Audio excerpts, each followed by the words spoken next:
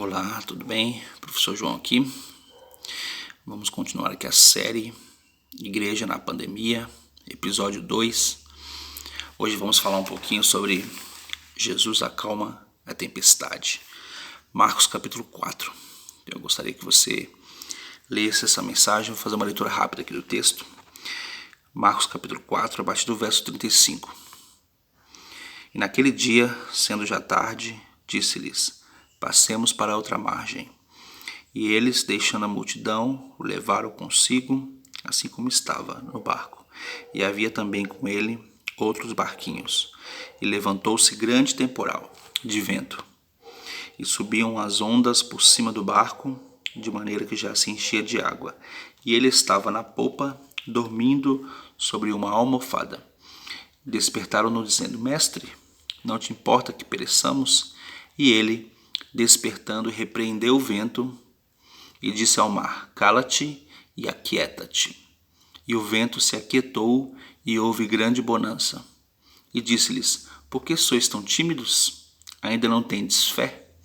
Sentiram um grande temor e diziam uns aos outros: mas quem é este que até o vento e o mar lhe obedecem? Então essa passagem aqui, muito conhecida, Jesus acalma a tempestade.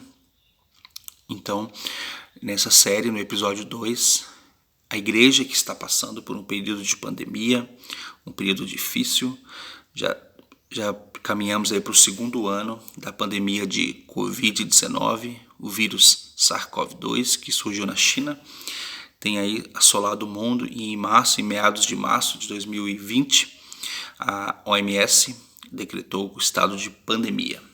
Então, milhões de pessoas já faleceram, e uma das áreas mais afetadas, entre todas as outras, foi a área da igreja, onde decretos estaduais, decretos sanitários, trouxeram como direção não ter aglomeração. Então, mediante a isso, queridos, eu queria deixar essa passagem no coração.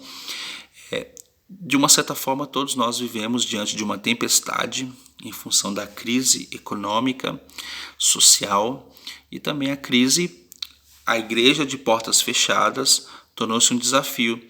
E aí houve a necessidade de nos adaptarmos para o online, o remoto. Então, mediante a isso, o que nós aprendemos? Na cultura grega, na antiguidade, mais do Novo Testamento, uma das formas do evangelho ser propagado foi através da língua grega. Lá em Gálatas 4:4, a plenitude dos tempos, nós podemos entender que o fato do evangelho ser escrito ali em grego, esta mensagem ela foi espalhada por aquele tempo.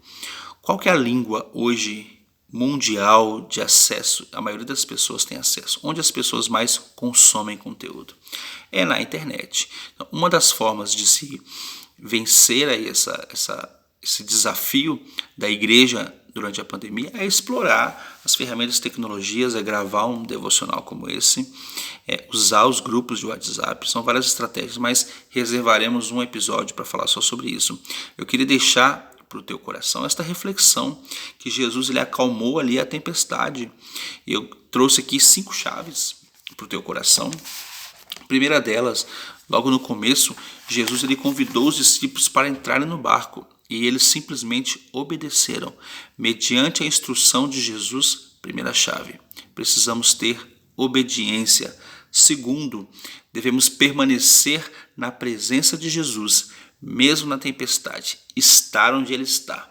O fato de Jesus estar conosco não necessariamente vai nos livrar da tempestade, mas se formos passar a tempestade, que passamos com Cristo.